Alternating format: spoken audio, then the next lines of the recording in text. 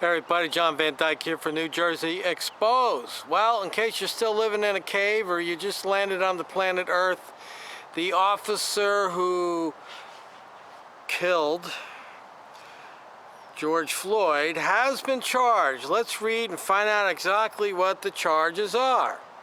Fired Minneapolis police officer Derek Chauvin has been arrested 4 days after George Floyd's fatal arrest that sparked protests, blah, blah, blah. Hennepin County Attorney Mike Freeman announced he has been charged with third-degree murder and manslaughter. On Friday, John Harrington, Commissioner of the Minnesota Department of Public Safety, announced that Chauvin, 44, of Oakdale, was taken into custody by the Minnesota Bureau of Criminal Apprehension, who said that Chauvin was arrested in Minneapolis. There was some speculation he had gone to a home in Florida. If I was him, I'd have gone to Mexico. And here's what the complaint says. A criminal complaint released Friday afternoon details the events that unfolded on May 25th. Officers were dispatched to Cup Foods on the report of a man buying merchandise with a counterfeit $20 bill. Shortly after 8 p.m., Officer Thomas Lane and Alex Cood arrived with their body cameras activated and recording. The officers learned from store workers that man, later identified as Floyd, was parked in a car around the corner. Body camera footage shows the officer approaching the car with Lane on the driver's side and Coeg on the passenger side. 3 people were in the car, Floyd, another man, and another woman. As Lane began speaking with Floyd, he pulled out his gun, pointed at Floyd, and ordered him to show his hands. Floyd then put his hands on the steering wheel, and Lane holstered his firearm. Lane then ordered Floyd out of the car and handcuffed him, but Floyd actively resisted being handcuffed, the complaint says. Once handcuffed, however, police said Floyd did not resist and walked with Lane to the sidewalk. Floyd then sat on the ground at Lane's direction. The complaint says Lane spoke with Floyd for under 2 minutes, asking Floyd for his identification and name. He also asked Floyd if he was on anything, and Floyd, he was going to be arrested for passing counterfeit currency.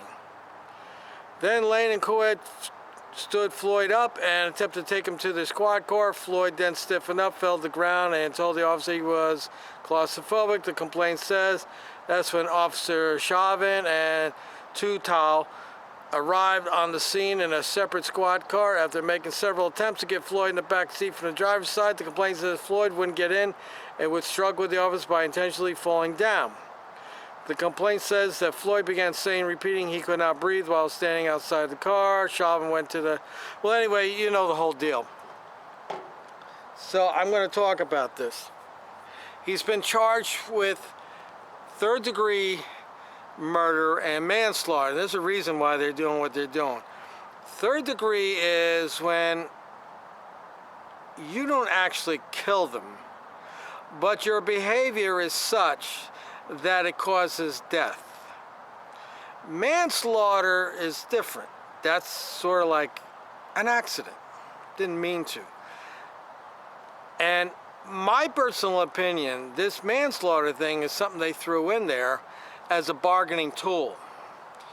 That they're going to put him up and they're going to make him a deal to get out of all this nonsense. They'll make him a deal, send him up the river for manslaughter, which will have a lot less sentence than murder 3. Now, another interesting thing that has been come out is the autopsy report. And according to the autopsy report, they claim that Floyd did not die from asphyxiation. He died because he had underlying health problems, specifically heart problems.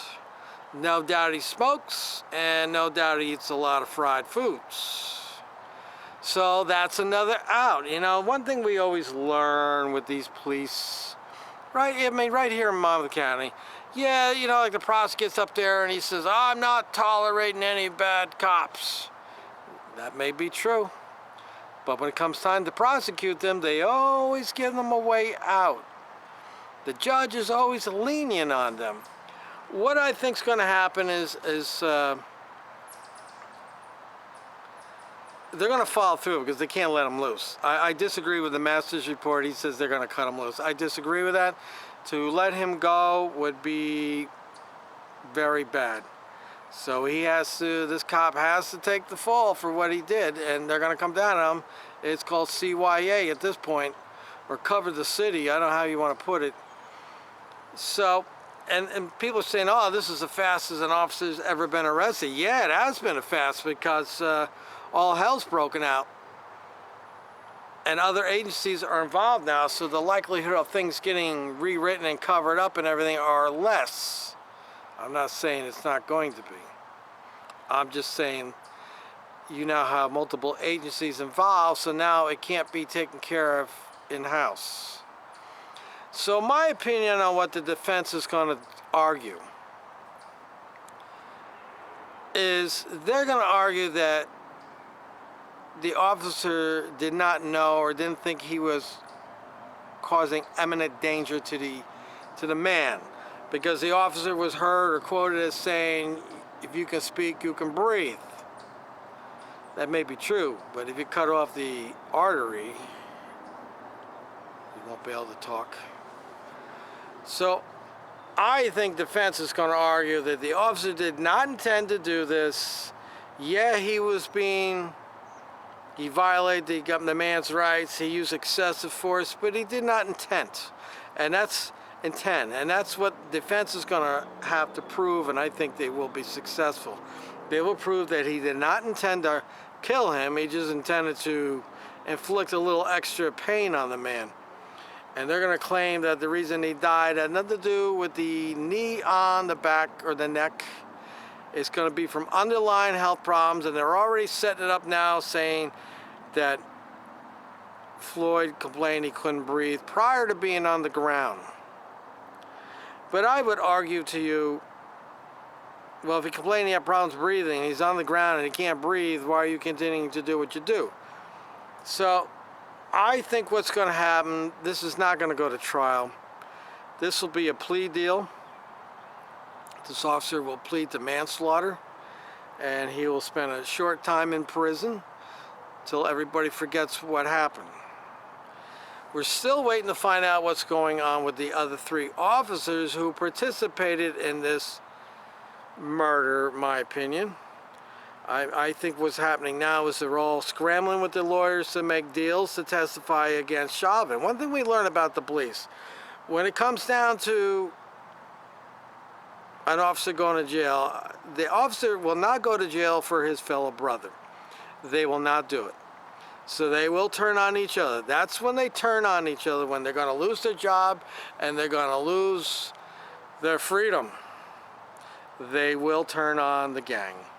And I think those 3 officers are going to turn on the gang. The one officer, Too Short there, Officer Too Short, the agent guy, I think he's going to come out of it the least. The other 2 participated in holding that guy down, and they were directly involved with it. They could have certainly said, hey, Chauvin, it's time to lighten up, but they didn't. They continued. So I don't know if this Chauvin guy is a senior officer over the rest. That's another interesting question to be brought up is, you know, in my opinion, the officer in charge is the officer that responds. Now, Chauvin was not he was not the original responder. He was a backup. But it seemed like he was in charge of the melee. Now, another interesting development has come out is, let me find it. Give me a second, people. It's going to take me a little bit to find it.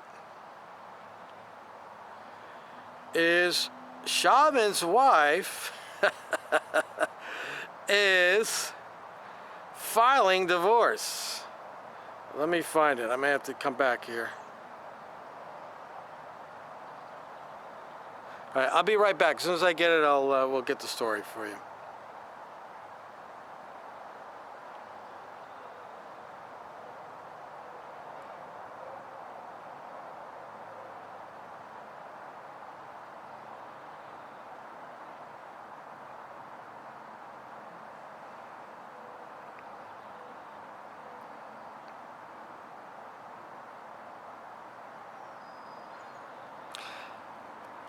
Okay, we got it. So this is reported on NBCnews.com. Wife of officer charged in murder of George Floyd announces she's divorcing him. Kelly Chauvin, the wife of former Minneapolis police officer Derek Chauvin, says she is filing for a divorce after 10 years of marriage.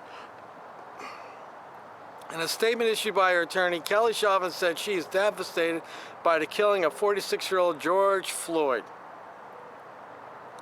Kelly Chauvin's attorney said she filed for divorce as a result of this week's incident. Derek Chauvin is facing third-degree murder, manslaughter charges after video surveillance, blah, blah, blah. Her utmost sympathy lies with Floyd's family, with his loved ones, and with everyone who's grieving this tragedy. Statement read in part. While Ms. Chauvin has no children from her current marriage, she respectfully requests that her children, her elder parents, and her extended family be given safety and privacy during this difficult time. Kelly Chauvin was born in Laos in 1974 during a time of war. In 1977, her family fled to safety in Thailand, where she lived in a refugee camp, blah, blah, blah. All right, so you have another badge bunny is learning out the hard way why you don't get involved with these police officers, because we know they're all psychotic. It's just different degrees of it. So things are not looking good in Chauvin's life. He's looking at prison time. His wife is divorcing him, and she's been married for 10 years, and I tend to believe that she's the breadwinner, so I know, how's that work with the alimony? He's lost his job, but I think he's still getting paid. And another twist to the story is this Chauvin guy, Derek Chauvin, the murderer, apparently, or it's rumored, that he knows Floyd, that they both worked at a nightclub. Now, according to the former nightclub or club owner, she said Floyd worked inside as a bouncer and Chauvin worked outside. Now, my experience with nightclubs is I suspect that Chauvin probably worked the door checking IDs. Maybe frisking people down, make sure they don't have guns and things like that. And then Floyd worked inside, managing any knuckleheads that get drunk and start acting up, and Floyd's job was probably to grab them and remove them from the club. So, in my opinion, there is no doubt those two know each other if that is in fact true. I don't care how big the club is. I don't think any club is that big. You're there every week or for a period of time. You're going to know who's who. You may see them around. You're probably going to see them at the end of the night. I know when I worked at a nightclub, at the end of the night, that's when the manager counted up the money and paid everybody. And sometimes you'd be standing around in the main area waiting to get everybody standing around waiting to get paid, depending on what time you got done. If you got done first, they may come around and pay you first and then go off to the other stations. So it is my opinion that Floyd and Chauvin most likely know each other, and you're probably going to find out that there's some kind of vendetta going on. That's just my hunch. And this is probably the reason why Chauvin was doing what he did, because he had a little issue with Floyd, and now he's got the knee on the neck and the knee on the back, and he is applying pain to Floyd. Maybe Floyd took a little white girl that Chauvin wanted. Maybe he took a girl away from him. Maybe there was a little girl problem going on there.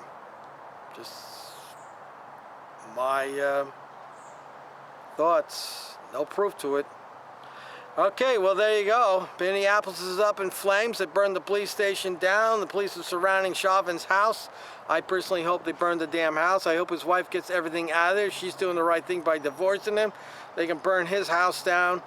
They can go over to the other three officers and burn their houses down. I don't want to see that anybody get hurt, but feel free to, in my opinion, I support them burning the house down. The looting and all that, I don't support that. The burning of police headquarters, I support that. We need to start sending these police a message that we're not tolerating. If you're all like Blue Brothers, you're all brothers, you're part of the gang, so if one goes down, you're all going down. So let this be a lesson to you police out there. We're not taking the crap anymore. You're going to act up and act stupid, good chance this is what's going to happen to you. And it's starting to happen across America. And I'll finish this, well, I'll make this another video. We're going to talk about what our Senator Gopal had to say about this, because that's more BS. This is John Van Dyke for YouTube channel, New Jersey Exposed. Let me know what you think about in the comment section. Like, share, subscribe. I'll put those links in the description if I remember. And till next time, people.